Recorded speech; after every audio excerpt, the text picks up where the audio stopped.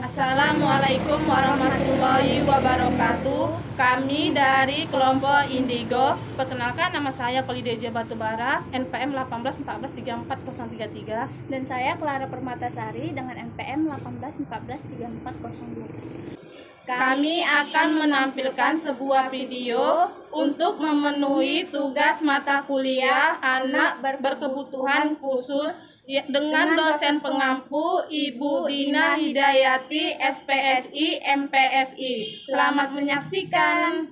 Artian anak indigo. Kita sering mendengar begitu banyaknya anak yang memiliki pola pikir berbeda dengan anak usianya. Daya nalar mereka cenderung dewasa, padahal usianya belum mencapai belasan. Kita sering terkejutkan oleh anak-anak yang memiliki indera keenam luar biasa tajam, sehingga si anak sampai merasa dirinya tidak normal karena tidak sama dengan teman-teman lainnya. Anak indigo pertama kali dikemukakan oleh cenayang Nancy N. Tapp pada tahun 1970-an. Pada tahun 1982, Tapp menerbitkan buku Understanding Your Life Through Color, yang maksudnya memahami hidup Anda melewati warna, yang menjelaskan bahwa semenjak pertengahan tahun 1960-an, beliau mulai menyadari bahwa berada banyak anak-anak yang lahir dengan aura indigo. Indigo atau anak indigo adalah anugerah atau kelebihan istimewa yang diberikan kepada seseorang dibanding dengan anak seusianya yang sering dianggap aneh dan tak biasa karena kemampuan indera keenamnya atau psikisnya, dan keidentikan dengan warna ungu karena diyakini sebagai warna aura indigo. Akan tetapi dalam dunia medis belum bisa dibuktikan kebenarannya. Dalam dunia medis tidak dikenal akan adanya anak indigo ini, termasuk pseudoscience, di mana belum ada alat medis yang membuktikan kebenaran kondisi tersebut. Menurut psikiater, indigo termasuk ADHD. Mengapa demikian? Karena anak indigo tidak bisa duduk diam atau selalu bergerak, karena mereka sering didiagnosis mengalami ADHD. Hal ini disebabkan anak indigo memiliki sesuatu dalam pikiran inventifnya yang bekerja sepanjang waktu. Nah, dalam pandangan spiritual, indigo sejatinya adalah kondisi tidak normal karena dapat melihat jin. Sejatinya manusia normal tidak bisa melihat jin. Pada anak indigo terdapat jin yang usir dan mengganggu. Terbagi menjadi dua, yaitu pertama introvert dan kedua extrovert. Introvert merupakan salah satu tipe kepribadian. Anak introvert biasanya lebih senang sendiri dan merasa harus mengeluarkan energi saat bersosialisasi. Umumnya orang-orang introvert tidak terlalu suka obrolan yang ringan, tetapi lebih suka obrolan yang berkualitas dan bermakna. Sedangkan extrovert merupakan kebalikan dari introvert. Jika introvert lebih senang menyendiri, maka extrovert lebih suka lingkungan interaktif. Mereka cukup antusias dalam hal baru dan senang bergaul. Anak indigo ada 5. Yang pertama, bentuk kepala khas dan alis terlihat lebih lebar, itu sehingga terkadang membuat wajah anak indigo terkesan lebih lebar dan menyeramkan. Untuk daun telinga yang khas, cuping telinga bisa terlihat lebih tajam, agak lancip dan mengarah ke atas.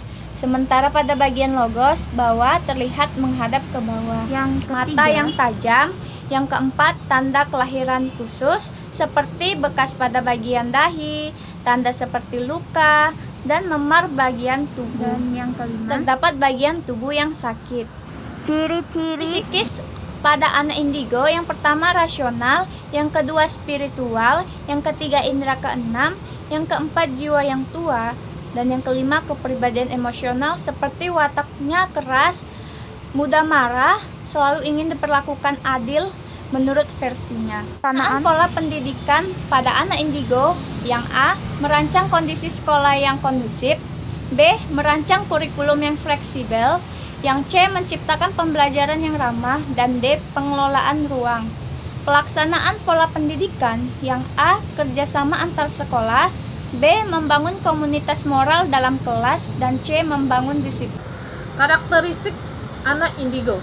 Dalam bukunya The Indigo Children, Le Carroll dan Jen Tobler mengemukakan 10 karakteristik anak indigo, yaitu 1. Penghargaan terhadap diri sendiri bukan merupakan masalah besar. Mereka justru menyampaikan kepada orang tua siapa mereka sebenarnya. Dan yang kedua, mereka mempunyai perasaan patut atau layak untuk berada di sini dan heran bila orang lain tidak merasakannya. Ketiga, mereka datang ke dunia dengan perasaan serta perilaku yang menyiratkan kebesaran. Yang keempat, mereka mempunyai kesulitan dengan kekuasaan absolut, terlebih kekuasaan tanpa penjelasan atau pilihan. 5. Mereka tidak akan merespon atas disiplin yang kaku. Yang keenam, mereka terkadang tidak mau melakukan beberapa hal seperti mengantri. Itu merupakan sesuatu hal yang menyulitkan bagi mereka. Yang ketujuh, mereka kerap merasa frustasi dengan sistem yang berorientasi ritual dan tidak membutuhkan pemikiran kreatif. Yang ke-8, mereka seperti terlihat antisosial kecuali dalam kalangannya sendiri. Yang ke-9, mereka kerap melihat sesuatu atau mengerjakan sesuatu dengan cara yang lebih baik di rumah maupun di sekolah. Yang ke-10, mereka tidak malu untuk membiarkan orang mengetahui apa yang mereka butuhkan. Jadi kesimpulan dari anak indigo ini ialah menjadi indigo tidak mudah, tapi hal itu merupakan suatu tugas yang harus dijalankan. Anak indigo merupakan salah satu orang yang hadir dan membawa hal yang baru terhadap suatu kemajuan di bumi ini. Indigo bukanlah penyakit atau kelainan jiwa.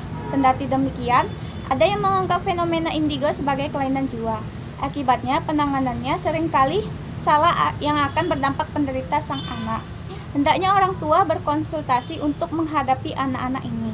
Di antaranya dengan mengikuti relaksasi. Dengan cara ini orang tua akan memahami kondisi spiritual anak indigo agar tidak menganggap anaknya mengidap kelainan jiwa. Sekianlah penjelasan dari video kami tentang anak indigo. Lebih kurangnya kami mohon maaf. Kami ucapkan wassalamualaikum warahmatullahi wabarakatuh.